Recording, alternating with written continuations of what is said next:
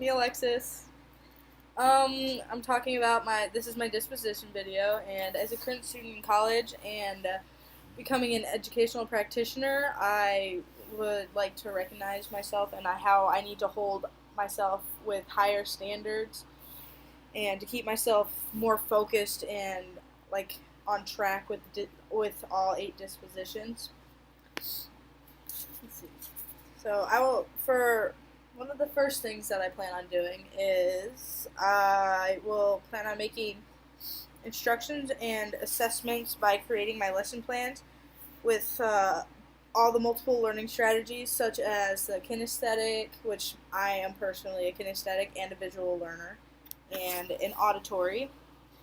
I will be creating different opportunities for all the students, no matter if it's with games, flashcards, or anything of the sorts.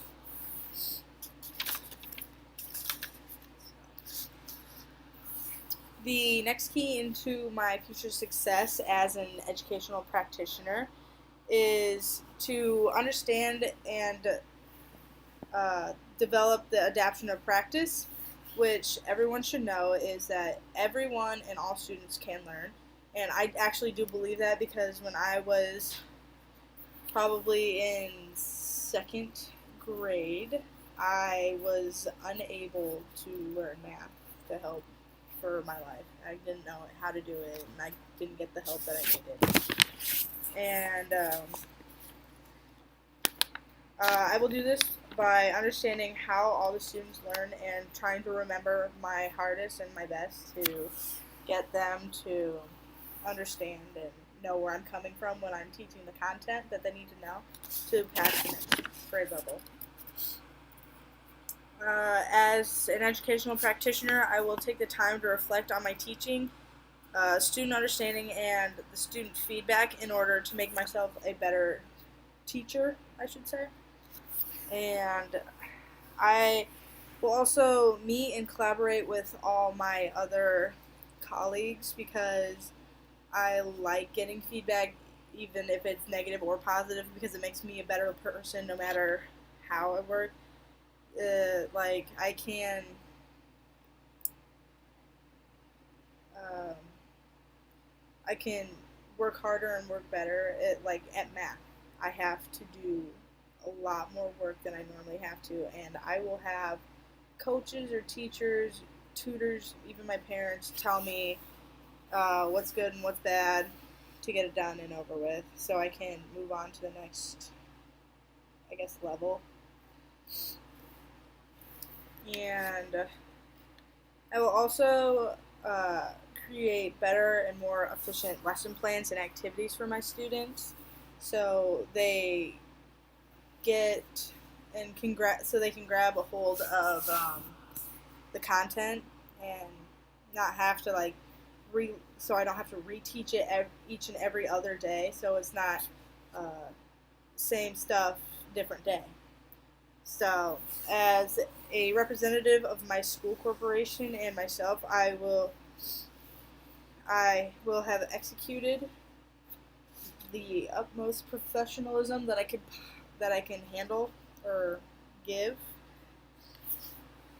by participating in professional development and becoming a lifelong learner, which I mean everyone should want to become, or at least want to be a lifelong learner, so you can learn how to do anything and everything you want. So, and I will collaborate with my peers. I will be sure to dress appropriately, not only in the classroom but outside as well. For instance, if getting involved in the community, which I love doing, I volunteer all the time. I go to animal shelters and I donate clothes and books and anything that I need to, like food drives and stuff. I've donated to those. I've gone and I've helped causes.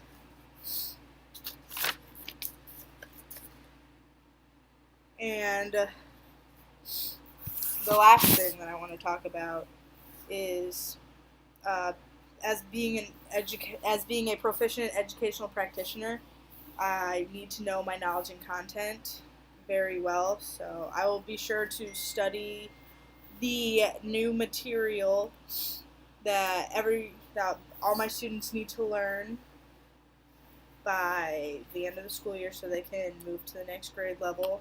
I will engage myself not only in colleagues and peer meetings, but with my students and the activities that I plan for them. And I will also try to get new and different ideas from my students, so involving like technology, because that's a big thing that is happening in our future. And I am pretty good with technology to a point, but when it comes to computers, I'm not good with technology, so I would need my students to help me out with that. And that's how I would be a lifelong learner and a good educational practitioner. Bye.